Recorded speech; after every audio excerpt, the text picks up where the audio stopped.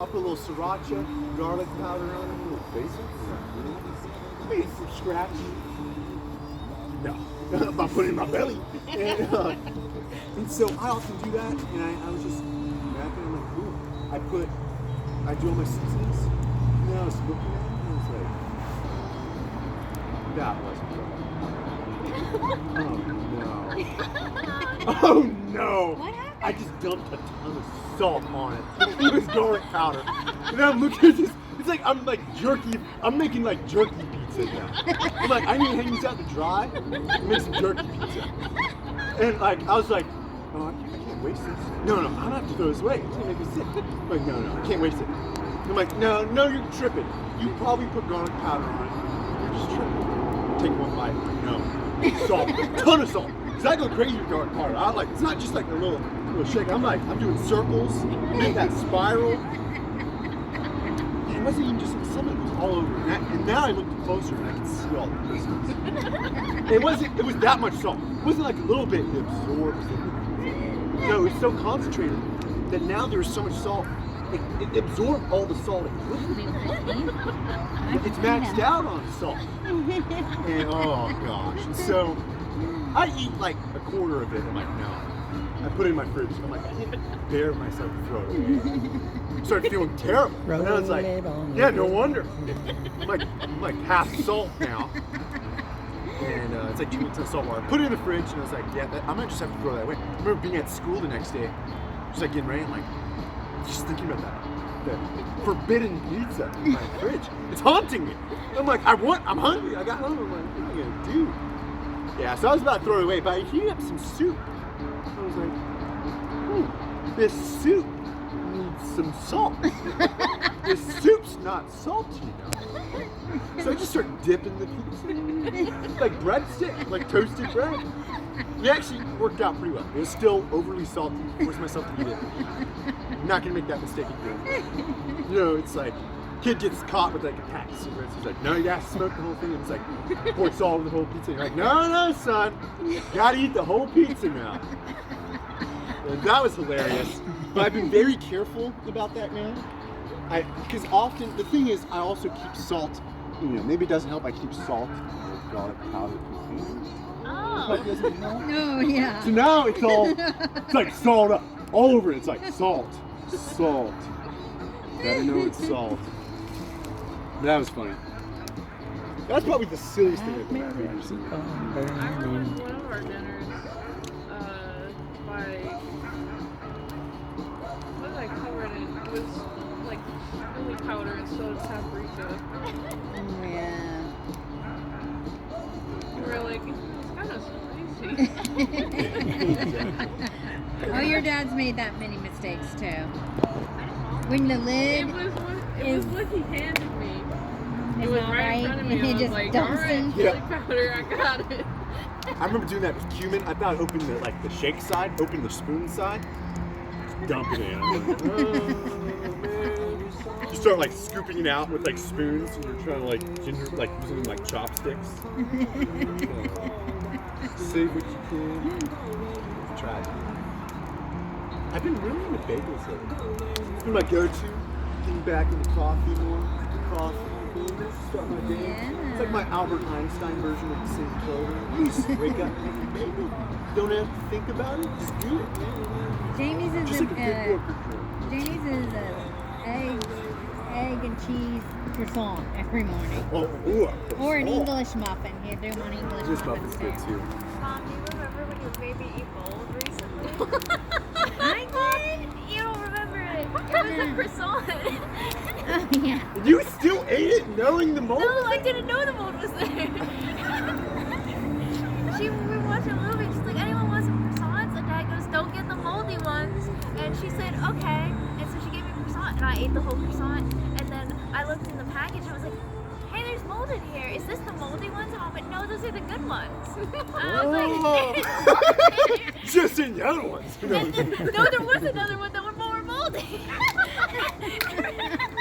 Like I like this like powdered sugar you put on there, Mom. Like, I didn't put powdered sugar on it. Start bugging out. Dude, this movie's crazy. We ain't even started the movie yet, Corinne. What are you talking about? Sour miso soup. Oh yeah, well I was out in Dallas, we went to a hot place, I ordered the miso, and I gaslit myself through the whole meal, and like, I guess I just don't like miso, this is so sour. I gave it to my friends to try, and they all recoiled, and I was like, what's wrong with your soup? I was sick the next day. And you're like, oh no! Like, I really like miso, but I was like, maybe I don't really know what miso tastes like, maybe I'm wrong. Yeah, maybe the cups I've been eating of miso is wrong. Yeah, maybe I've been making miso wrong. I know, I was like, I guess I don't really know what miso tastes like, it's really sour. It's so sour and cloudy. My Yeah. bad.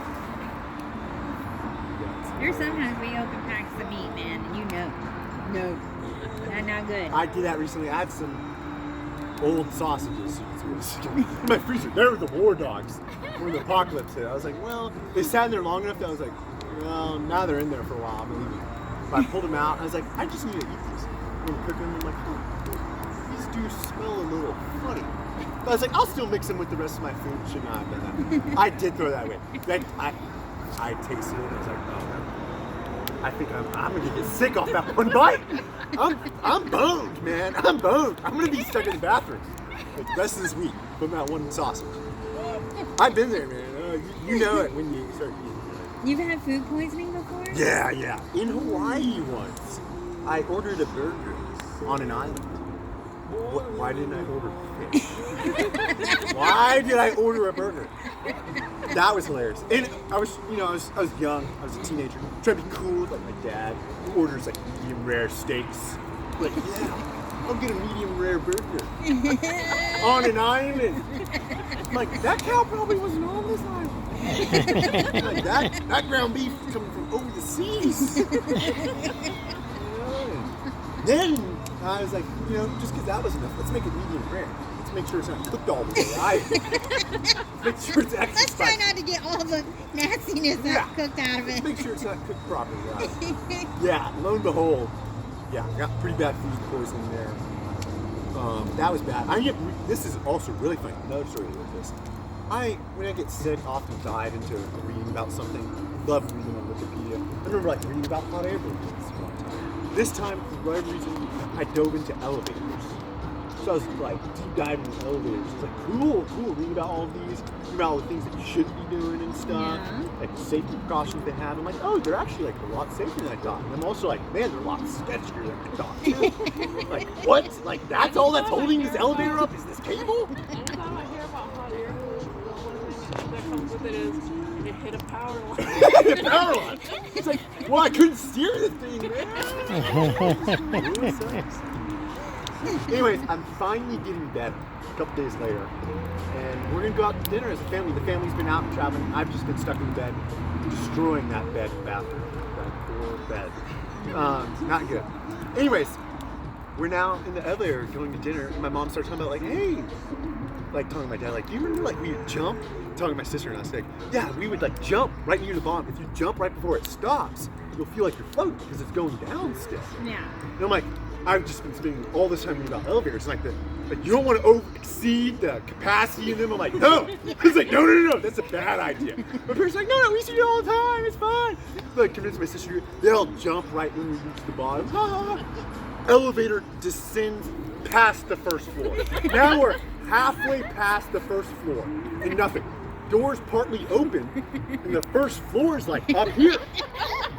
Now it's they look at me and I'm like, yeah. I've been reading all about elevators. I'm like, you're like, oh, sorry. Now we're stuck in this elevator. And I'm like, this is not a good place to be. It's like the office, White's yeah, make a pee corner. They end up exactly right. I should have jumped. Oh my God. And I did not jump. I was, what is it called when the people in the military? Oh, I was a conscientious objector. I bear witness. I do not if participate. you would have jumped with us, this wouldn't have happened. Exactly, right? How would we know? So they end up fixing the elevator. They get us out there oh my God, we're so sorry. We give you complimentary breakfast, yada, yada, yada. Parents are oh, no, we're good, don't worry about it. We're just going to try to make a dinner reservation. Worried that they have cameras in there or something. Yeah, right. These idiots get it to the I was like, I have just studied all this elevator stuff. I'm the elevator expert in this elevator. Please just mission. No. Gotta find out the hard Did way. you like Hawaii? Oh, it was killer. Super cool. I mean, the weather's really similar here in the summertime. A little bit less humid. Water's slightly cooler. But you are on an island. Yeah. So that can be a good thing or a bad thing, depending how you look at it. But I'm definitely like, where's all the food coming from? You have more people than like growing space. So they have to ship so much stuff there. I would only live there if I had a boat that was capable of getting to the mainland. Yeah. I would try a plane, but I don't I'm gonna go know. eat at the mainland. Yeah, like I would like you get stuck there or something. I don't know. But it was really cool. I mean, that's where I really started getting into surfing. Nice.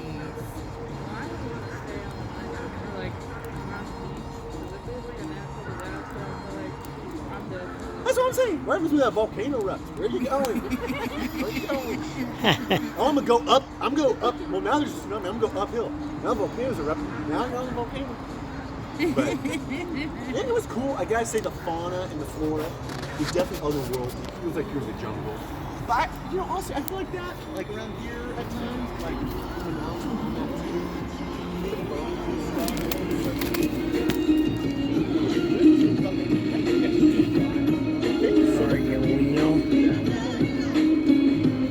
So I do have 2 sticks whittled up. I can whittle some more, and we can get that s'more stuff whenever y'all want. Yeah. I'm gonna grab the bag. I gotta pee. Me too. By the way. Been there with 2. I'll be right back. What do you think, Molly? Pretty cool. Yeah. It's been a while since I've been in front of a fire. I know. Got ashes flying towards me. It is Been a while nice. since I've sat in front of a fire. When we were going out camping, it would take turns having the smoke flying in our faces. Take turns wherever we're sitting. And then we'd eat things cooked, little pots over the fire.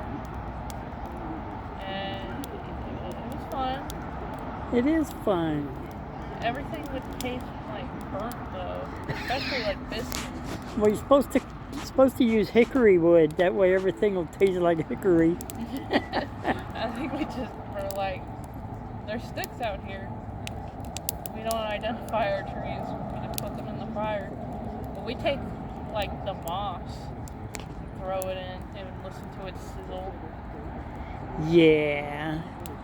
You cook hot dogs over it, or we used to use hot dogs or marshmallows. That's what our dad suggested we do. He said we could have hot dogs for dinner and put over the fire. Right. I don't know. I think Taco Bell might be better than some burnt hot dogs. This is kind of a fun thing for people to do. To get together, family, and Yeah.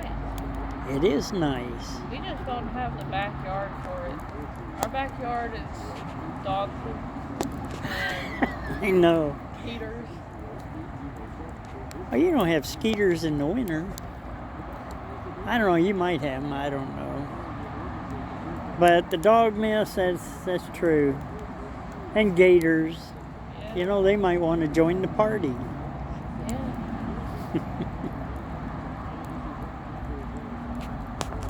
We're also kind of like on an incline where our backyard, because like it goes down to where it kind of goes like down. Right. Slope. So, like, we kind of have to like, I don't know, the fireplace would be sideways. Oh, yeah, you'd have to build it up where you'd have to put more bricks on one side and I mean, we do have the little one. Me and Mom were on the back porch one time. We had it set up and we were like roasting marshmallows and making little s'mores. get you one of them grills. You can hook your marshmallow over the grill. I like s'mores and I'm gonna make some tonight, but Don't look at me afterward, because I'm going to look like I got everything on my face. They're the messiest thing ever. They are. You know, 'cause it cuts right through. Yeah, you two need to be talking Uh-oh, about this. somebody brought something out here. You two watch the same kind of crap. What do you watch? I don't know. I started keeping myself away from weird stuff. No, not weird, but educational. Oh, educational, yeah. Yeah, like what is the educational stuff? What have you been watching? But, you know cockatoos? Huh? You know cockatoos? Cockapose? Yeah. They're like little birds. I forget where they're located, but they look like a parrot and an owl had a baby. They're also kind of shaped like a kiwi. But it's like green, but it kind of has like an owl and parrot face mixed together. Yeah. And Ryla showed me a video. I was like talking about cockatoos, and I was like, oh, they're so cute. And Ryla was like, oh, not those. And I was like, what's up with that? She's like, there's this video. And there's a video of one humping a cameraman's head.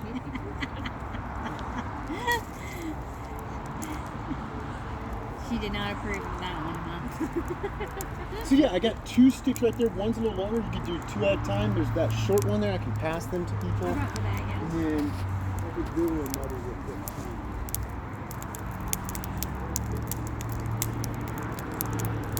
Molly was saying Molly was saying what? that your yard is too slopey for a fireplace and too many dog piles. Yeah, I tried to do the scooping thing there for a little while, and then we were getting buckets of rain, and I'm like, I can't fucking scoop this wet shit. Honestly, That ain't easy. this smoke is better than when I was making hot dogs the other day. But that's At least it doesn't have, vaping like, in a- the car. Yeah, at least it doesn't have like a special fragrance to it. Oh god, I hate that fragrance too. I like your tutti fruity one better. Mine was okay. Yeah. Yeah, you threw it away then. That one wasn't even the one that hurt me. I still have the one that hurt me. I should keep trying. This one might actually make me go blind. Oh, Oh, you right. still have the death in? I was like, that's hilarious. No, I kept it just in case. And I didn't get my eyesight back the way it was. So you could I show could them show what him like there might be something wrong with this thing. That's the thing, is because it isn't regulated, there's not like testing to it.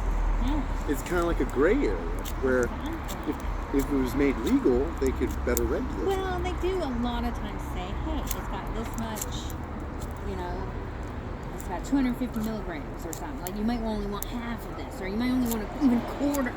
They try to let people know how strong it is, but it's a vape, and you just kind of vape it like it's Yeah. smoke, and you don't think about it, and you just keep going, and I then mean, you're fucking high.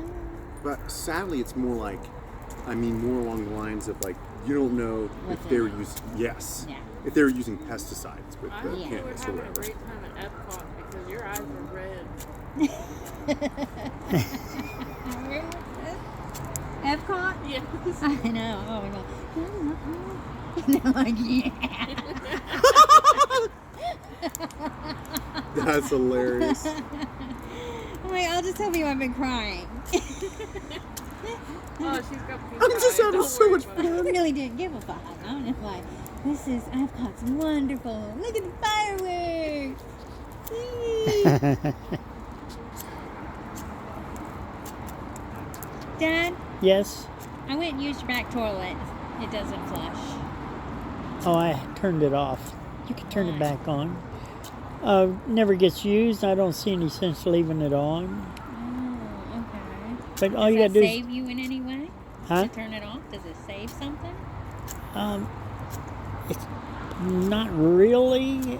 Only thing it says if something would bust or it overflow like it did one year. Of course, that was umpteen years ago when we had the those floats instead of what they have now.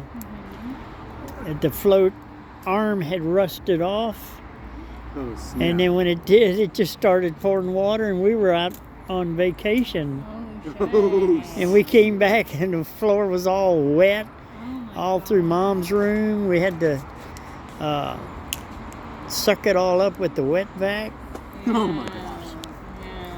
No, That's that's a tough. So when I leave, I'll probably shut both of them off, maybe. Yeah. Have you heard of the sugar-free gummy bear story?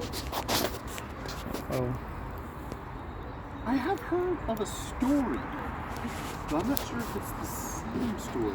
Elaborate, please. There's like this long story. It's like a review someone left. Because they're like vegan gummy bears, right? Like, they're not made with gelatin and stuff. And so they're sugar-free as well. There was like this It review was sugar free. left on sugar-free Haribo gummy bears, Yeah. and it was very long. What did you think of it, Mom?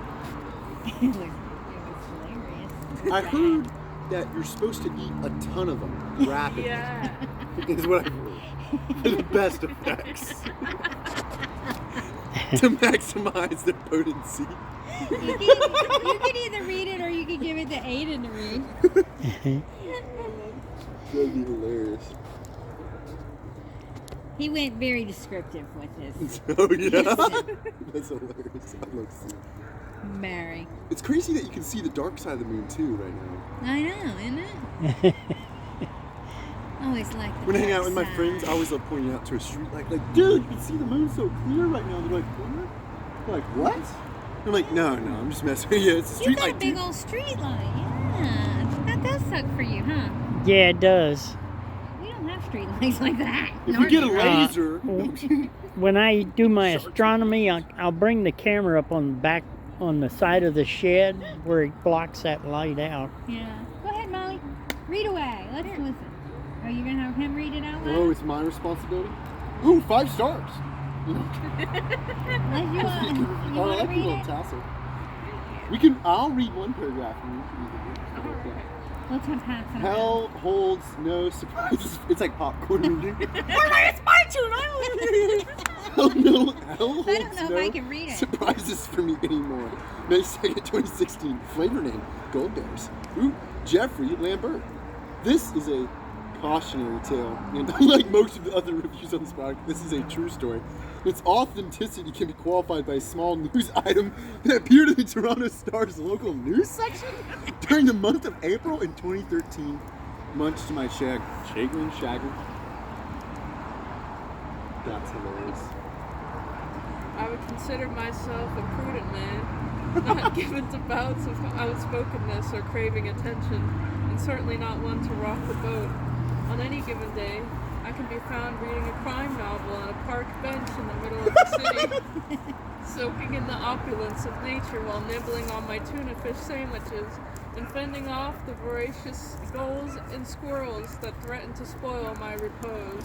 This is me, law-abiding and introspective, which is why it came as a shock to me to find myself incarcerated because of the devil's confectionery, Satan's sweet meat, Lucifer's lozenges, the horror that is known as Haribo sugar-free gummy bears. Hold on, I'll read the next paragraph. Oh yeah, okay. I'll set the scene. It was late winter / early spring in Toronto, and the city had just been digging itself out from a late season snowstorm. I was heading to Pearson International Airport for a red-eye flight to Amsterdam in order to give the Dutch arm of our company some training on the new software that had been installed. I'm deliberately being vague to prevent my place of work from being linked in any way to the incident that occurred. I had just finished packing, checked the time, and found I was running late. My flight was at 7:10 p.m., and it was now almost 5 p.m. Cursing softly, I ran out to the car and threw my bags in the trunk, hitting the gas a little harder than usual in my haste to make it to the long-term parking lot as soon as possible. Been there. Luckily, traffic was light on the 401, and I made it to the airport in record time, but knew that my chances of making the flight were still at risk if I didn't use my time wisely. Okay. I hadn't eaten since lunch. I was feeling a bit hungry, my stomach rumbling loudly in protestation, which caused me to look around at the other travelers rushing past me in the busy terminal, mortified that my bodily noises might be heard by others. I briskly checked my watch and decided I had enough time to grab a quick snack before going through the baggage check and security. Oh no. And would get something more substantial once I was checked through security. I spotted a vending machine nestled in a relatively low traffic corner of the terminal and rushed over, already pulling out my credit card and mentally assessing what I was craving for was to save time interacting with the machine. I love how efficient this man is. Right? My eyes scanned the colorful array of confection quickly, coming to rest on a tantalizing rainbow-colored bag of gummy bears with a simple white and red logo, Haribo, emblazoned across the bag in what appeared to be a slightly tweaked Helvetica rounded, talking about the font. Appeared to be now I pause here in the story for a moment to underscore the importance of making proper choices. I read the sentence of that. Okay. It starts out, I was hungry. When you're hungry, you should eat food. Yep. Food is Truth. defined as a nutritious substance that people consume to maintain life. This is what food is.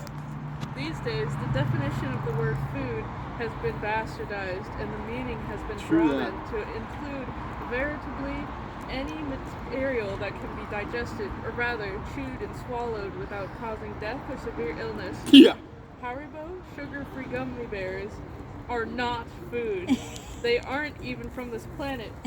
I imagine their origins being conceived in a boardroom in hell by a top team of creative pain administrators with senior level demons rubbing their hands together in ghoulish delight as the hell's chief chemist slowly lifts the veil on their new creation. The point here being, I made a very, very, very poor choice. I pushed the button and the vending machine ejected the brightly colored bag into my awaiting hands. I had always liked gummy bears. They were bright but rather innocuous. They weren't overly sweet so as to become cloying, and, of course, each candy came in the visage of a rather happy, docile bear, reminiscent of the picture one's mind's eye holds of all anthropomorphic bears from Yogi to Winnie. The way I figured it, I was taking a bit of holiday from life so I could relax my fastidiously regimented daily schedule a little to allow for some frivolity. Here you go. I started reading. Oh no, you're great. You saw I did the same thing. It's right there. Sorry. After all, Oh, thank you. I'm blind. After all, I was going to be in Amsterdam come morning with 16 hours to kill before I had to be training the Dutch employees. Maybe I would take a trip down one of the coffee shops in the red light district, really let my hair down. No, I wouldn't do that. I would see that area of the city from the bus as I went to the hotel, where I would eat at the hotel restaurant and drink sparkling water. So I'd bet, because I'm a law-abiding citizen, so I'd better enjoy the gummy bears, my one extravagance to commemorate my break from routine. I joined the queue in the KLM line, which was mercifully short, most likely because of all the passengers for my flight had already been checked through as the flight was scheduled to depart in an hour. I checked my watch again, frowned, and absent-mindedly opened the bag of Haribo sugar-free gummy bears. I began to munch on them as the line slowly advanced. To be fair, they tasted fine, just like every other manufacturer's brand of colorful candy. They were sugar-free to boot. This is what made the whole incident that followed so baffling. If they had tasted off or different, most likely wouldn't have continued to shovel them into my mouth absent-mindedly while daydreaming about what I would order to eat from room service hotel in Amsterdam. as I gave the attendant my e-ticket and she weighed my bag, the first of the pains began in my stomach. I thought nothing of it at first, chalking it up to the fact that I needed something more substantial than gummy worms to tackle my hunger. But over the course of the next 5 minutes, the shooting pain began to come in more rapid succession.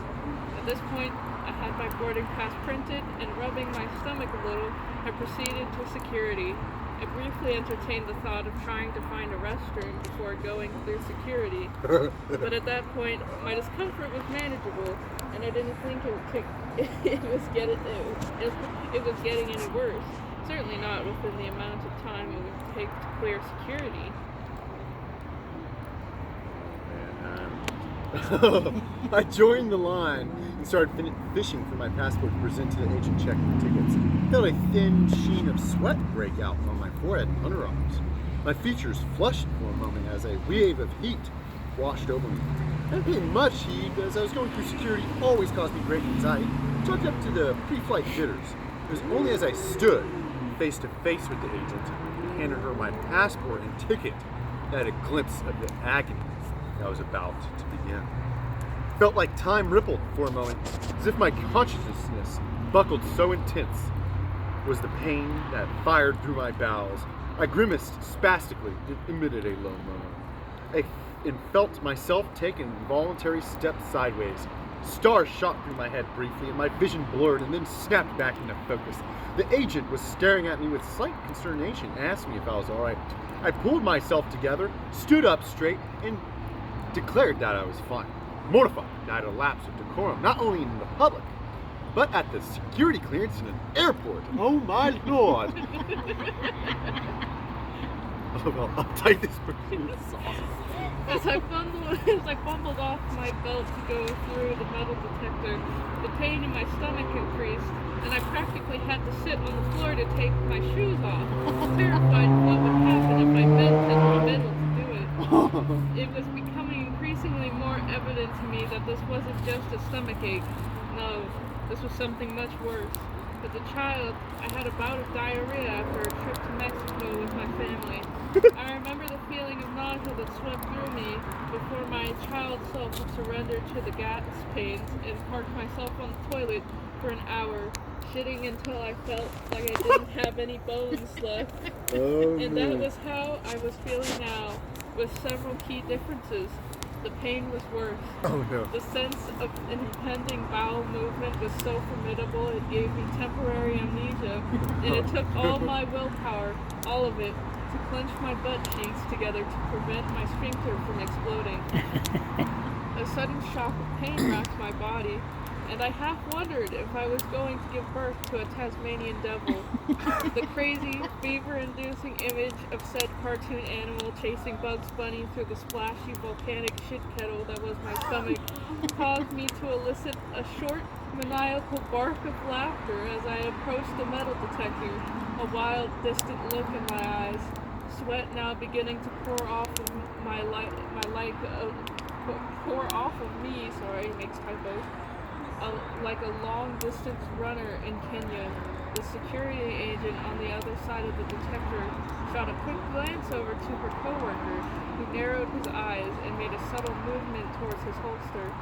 My breathing became uneven as I entered the metal detector, and I realized with alarm that I had taken off my socks without even registering it. And one of my shirt tails was untucked at the front. I held my breath, my eyes bulging dangerously from my head as the machine scanned me.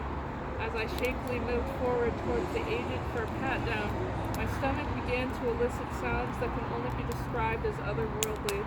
It started off a sort of bubbling sound heard from afar and grew in pitch and intensity at an alarming rate. My jaw dropped in shock as what I can only describe as the sound of an agonizing, wailing alley cat in heat, with a persistent Doppler effect added to its voice emitted from some nether region of my intestines. The officer's eyes widened in alarm, and she kept her eyes glued to my stomach as she thoroughly patted me down. As she reached my shins, I felt my inner suddenly expand and plummet towards my rectum. With cat-like reflexes, I squeezed my sphincter shut with what seemed like nanoseconds to spare, and I knew that if I didn't get to the bathroom immediately, I would shit myself. You started. Okay, awesome. With a hurt Herculean effort and all of the strength I can muster, I forced my butt cheeks together, knowing that one false move would open the floodgates to hell. I began to walk like a duck, trying to remain as inconspicuous as possible, not even caring what other people were seeing in front of them, as a disheveled, barefoot, 40-year-old businessman, red face and bulgy eyes, sweating profusely, shaking slightly, and walking without bending his knees. With single-minded intensity, I grabbed my carry-on shoes and socks from out the plastic tub that passed the X-ray inspection. Without putting anything back on, I turned on my heels, with the intention of finding the nearest restroom and slowly dying there, one squirt at a time. But that's not what happened. I turned to go and found myself staring at 3 armed agents who stopped me and asked if I would follow them. Why? What's the matter? I stammered, wincing slightly as the act of speech seemed to strain the tenuous and extremely fragile truce I had negotiated between my bowels, the tempest that raged within.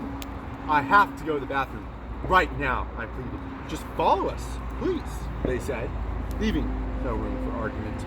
The other travelers clearing the security check stared with curiosity and revolution at the spectacle unfolding before them, whispering amongst themselves, hurrying to pack up their belongings and get as far away from me as possible, no doubt assuming that the airport had nabbed some sort of domestic terrorist.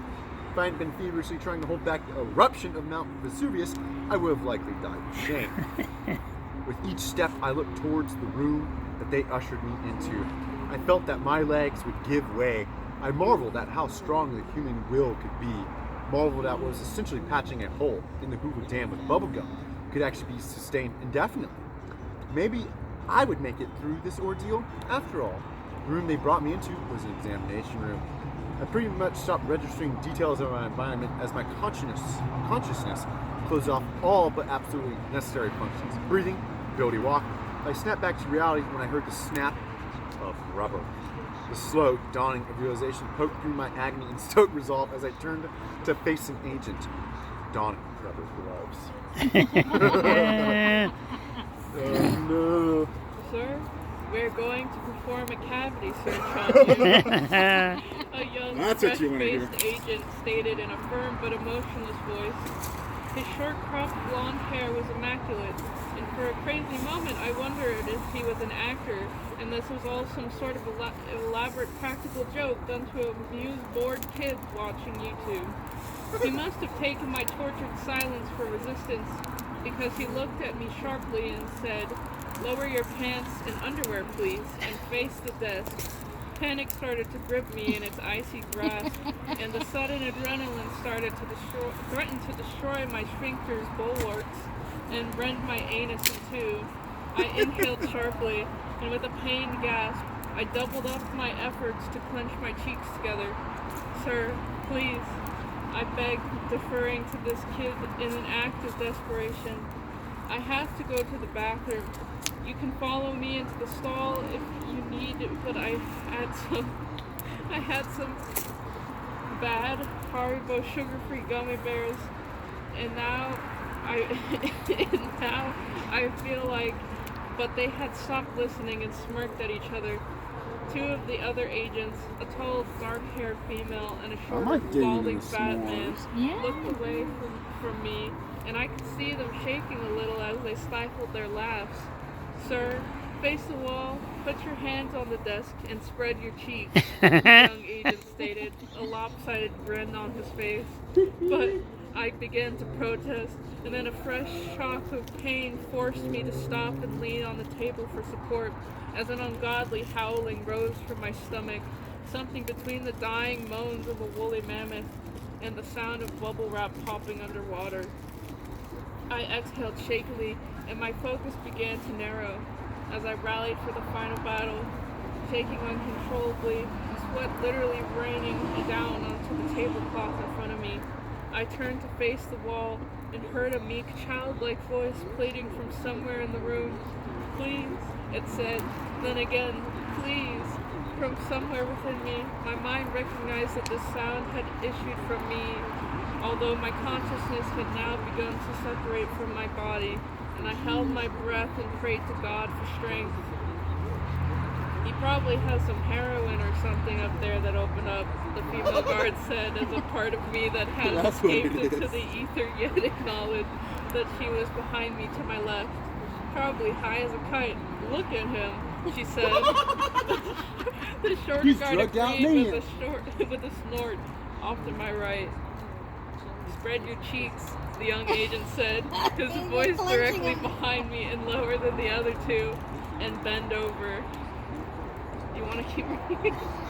Molly, You read it. please. I'm gonna make. I can take a paragraph in a second. Okay. Well, here, I'll hop on and I'll make some snooze. How about that? This is Alright. kind of hilarious. But I got some open. Alright. Anyways, right there. Yeah. Okay.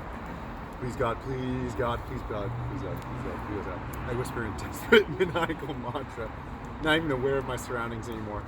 I felt like I was lost in an opium fog, with half-snatched images and sounds filtering through to create a nonsensical version of reality. Another volley of pain tore through me, and I involuntarily leaned forward over the desk, my focus completely narrowed now to a spot on the wall 2 feet in front of me. A curious imperfection, what seemed to be a whitewashed stone wall, was a dark splotch about 5 millimeters long and shaped like a smiling bear. A yellow dancing bear. No, a green bear. No, red. It was all the colors. The rainbow. Oh my God, it was beautiful. Just took something simple as that, as a slight breeze, to trigger Armageddon. That's all. No trumpets, no fanfare, no fire raining from the heavens, no dogs and cats living together in harmony, no finger on the button, no prophet to predict it, no nothing. As I stared at the rainbow bear smiling and dancing in front of me, my mouth agape, drooling, eyes glazed and bloodshot, face coated with a sheen of sweat, I heard the softest sound, an exhalation from the young agent behind me, and at the same instant, the warm air of his breath feather across my butt cheeks for just a moment, maybe less, maybe a split, even a nanosecond. I felt the presence of God there with me in that room as neurons begin to misfire at a blinding rate. Nerve ending bristled and muscles twitched reflexively. I stood on the brink with one foot hovering over the edge, and then without taking a step, I found myself plummeting. That's hilarious. With a sound like an extra large plastic ketchup bottle being run over by a Mack truck, my sphincter released. The pressure of the blast pushed me hard into the desk, and the legs of the desk screeched as they scraped across the floor. My body remained rigid for a moment, and I experienced a relief that can only be described as orgasmic in its purity. My eyes rolled back in my head, and my tongue rolled out of my head like a dog, and I emitted a low, sustained groan that grew in pitch as the filthy torrent pushed its way out of my body. Tremors racked my body, and I must have looked like a fish out of water with an endless stream of shit firing out of its ass. Other sounds and sensations started to filter in now as my consciousness began to materialize once more. The muffled scream of a dungeon filled with prisoners near death radiated from my stomach. The rushing sound of liters of liquid trying to escape through an aperture too small to accommodate it all. At the same time, the omnipresent sound of chunky liquid splattering against the hard surface of great force. The high-pitched screaming of a woman's voice calling out to God, another voice sobbing uncontrollably, imploring to make it stop, and my own ecstatic monotone. He's like laughing. My own ecstatic monotone wail. When my ordeal had eventually run its course, I was left panting for breath and wobbly legs, half crying, half laughing with relief, barely lucid, and feeling as if I had birthed an elephant. My colon felt like someone had poured chili sauce all over it, and then sent in a colony of fire ants to eat it. Through my sobs, I heard the sound of dripping, like when the sprinklers are eventually turned off after an office fire, or after a thunderstorm when the willow that overhangs a pond continues to rain down long after the sky has stopped.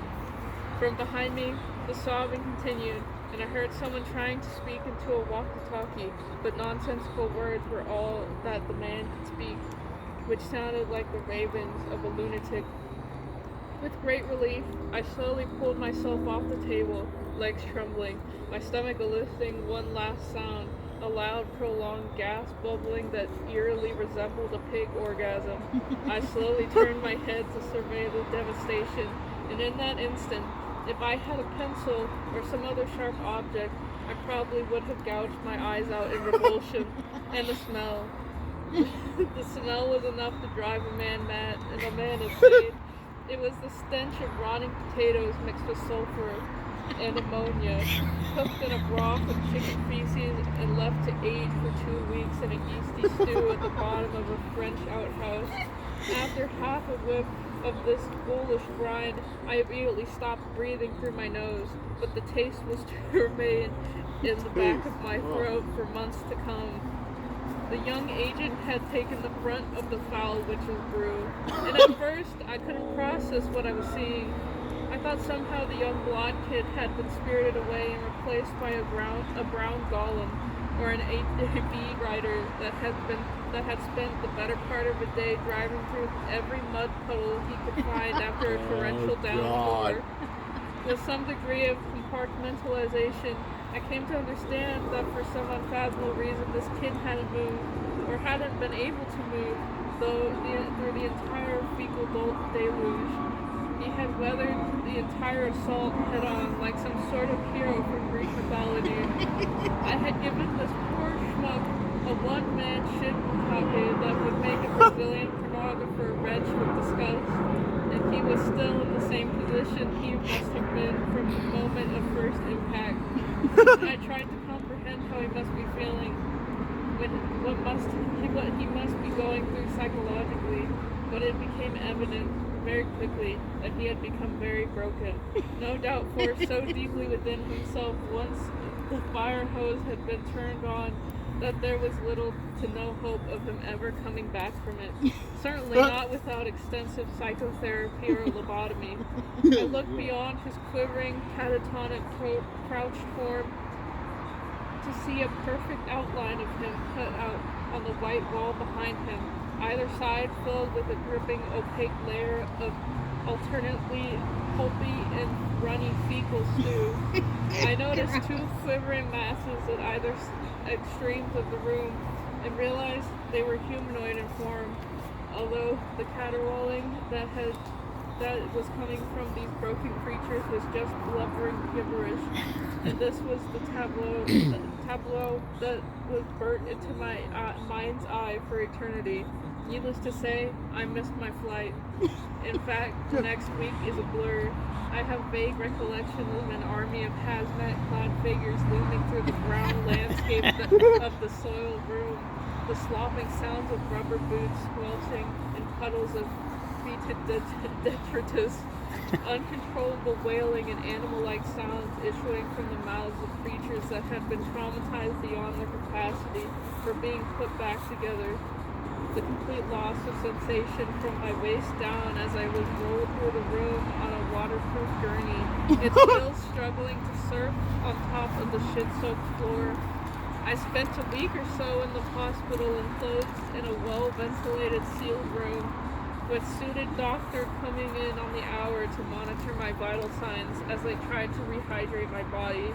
I had apparently expelled every available drop of water from my body that was possible to sustain life without for a short period of time. All of my clothes were incinerated in the hospital's crematorium, and the soiled bag of Haribo sugar-free gummy bears was never recovered. This is my story. It is inconceivable to think that this kind of product can be sold legally and be misrepresented as food. I was lucky. I survived. But as for the families of the survivors, and the survivors themselves, they will forever live with the trauma of the events that took place at Pearson International Airport on that snowy day in April 2013. Oh my god. That was cool, Molly. I love it. There's your story, Dad. Huh? There's Yeah. your That was story. hilarious. I That's know. a scary story. I That's got a it. ghost story. That happened to someone. Someone out there got covered in a shit storm. Yeah. A shit downpour. Dare we say a shit-a-cane? You need to send that to your Uncle Flash. Yeah.